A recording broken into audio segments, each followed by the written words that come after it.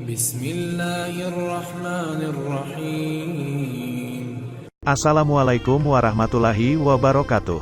Para wanita muslim yang menyaksikan dakwah Rasulullah Shallallahu Alaihi Wasallam di bumi Mekah dan Madinah.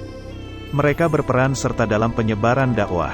Walaupun penuh dengan cobaan dan rintangan, mereka tegak membela kebenaran. Hingga saat ini banyak yang meneladani sosok Syahabiyah yang ada di zaman Rasulullah Shallallahu Alaihi Wasallam. Sosok wanita tangguh, beriman, dan bertakwa kepada Allah Subhanahu wa Ta'ala sangat melekat pada diri Syahabiyah. Tak heran, Syahabiyah ini disebut sebagai generasi terbaik sepanjang sejarah peradaban Islam.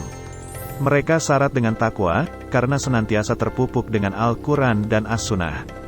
Bukan hanya itu, pengorbanan dan kegigihan dalam membela akidahnya, mengorbankan segala yang dimiliki untuk kepentingan Islam, tak sedikit dari mereka rela menyerahkan jiwa demi tegaknya agama Islam.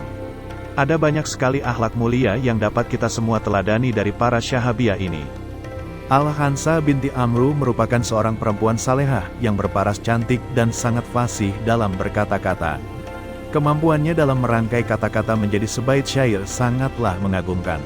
Karena kepandaiannya itu, Muslimah yang bernama lengkap Tumadar binti Amr bin Syuraid bin Usayyah As-Sulamiyah, dinobatkan sebagai perempuan Arab pertama yang pandai bersyair. Al-Hansa juga dikenang sebagai salah satu Syahabiyah, sahabat Muslimah Rasulullah, yang digelari ibunda para syuhada, karena atas didikannya lah keempat anaknya bersemangat menjemput syahid di medan perang.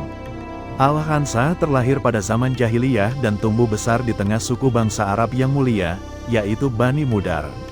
Al-Hansa digambarkan sebagai sosok yang mulia, murah hati, tenang, pemberani, dan jujur. Kepandaiannya membuat syair. Ketika suatu hari ia bersyair untuk ayahnya Muawiyah dan saudara lelakinya Sakar yang gugur dalam peperangan di masa jahiliyah. Ia mengucapkan syair sembari meneteskan air mata. Umar bin Khattab yang melihatnya pun bertanya, "Mengapa engkau menangis, Hansa?" Ia pun menjawab, "Aku menangisi ayah dan saudaraku." Umar pun menegur Hansa karena mereka berdua meninggal dalam keadaan kafir. "Justru itulah yang membuatku lebih kecewa dan sedih lagi. Dulu aku menangisi Sakar atas kehidupannya. Sekarang aku menangisinya karena ia adalah ahli neraka." Pada saat itu, Al-Hansa baru bisa membuat 2 atau 3 bait puisi ketika saudara kandungnya, Muawiyah bin Amru As-Sulami terbunuh. Lalu ketika saudara kandungnya dari pihak ayah, Sakar mati karena terbunuh, saat itulah Al-Hansa melantunkan puisi-puisi dukanya yang terkenal dan berkualitas. Karena Al-Hansa amat mencintai saudaranya yang satu ini, ia amat penyabar, dermawan, dan penuh perhatian terhadap keluarga.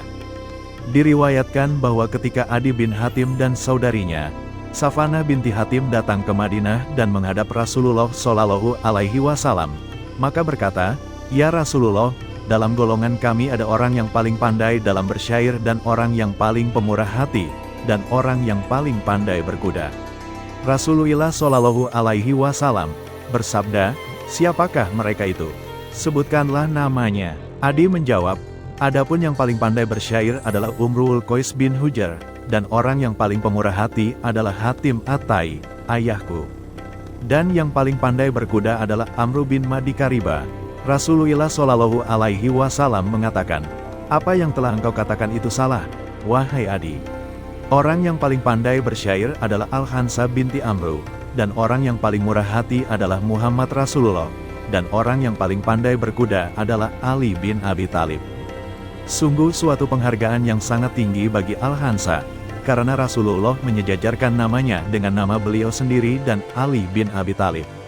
Sejak keislamannya, Al-Hansa tidak hanya bersemangat dalam melantunkan syair, tetapi ia juga terjun ke dalam beberapa pertempuran baik ketika bersama Rasulullah Shallallahu Alaihi Wasallam ataupun setelah beliau wafat. Dengan syair-syairnya, ia membangkitkan dan membakar semangat para sahabat untuk terus berjuang untuk menegakkan kalimat-kalimat Allah. Terkadang ketika pasukan dilanda kelelahan dan kejenuhan, ia juga melantunkan syair-syairnya sehingga mereka kembali segar dan bersemangat. Ibunda para mujahid, Al-Hansa menikah dengan Rawahah bin Abdul Aziz As-Sulami. Dari pernikahan itu ia mendapatkan 4 orang anak lelaki. Melalui didikannya, keempat anak lelakinya ini telah menjadi pahlawan-pahlawan Islam yang terkenal.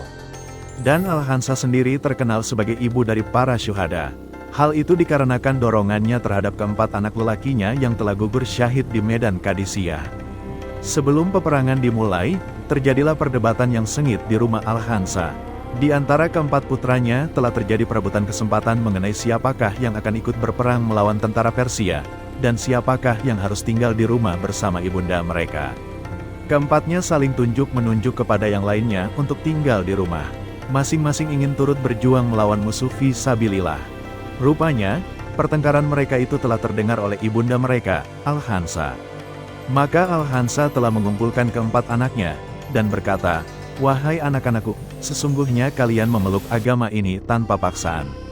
Kalian telah berhijrah dengan kehendak sendiri. Demi Allah, yang tiada Tuhan selain Dia, sesungguhnya kalian ini putra-putra dari seorang lelaki dan dari seorang perempuan yang sama. Tidak pantas bagiku untuk mengkhianati bapakmu, atau membuat malu pamanmu, atau mencoreng arang di kening keluargamu. Jika kalian telah melihat perang, sing-singkanlah lengan baju dan berangkatlah.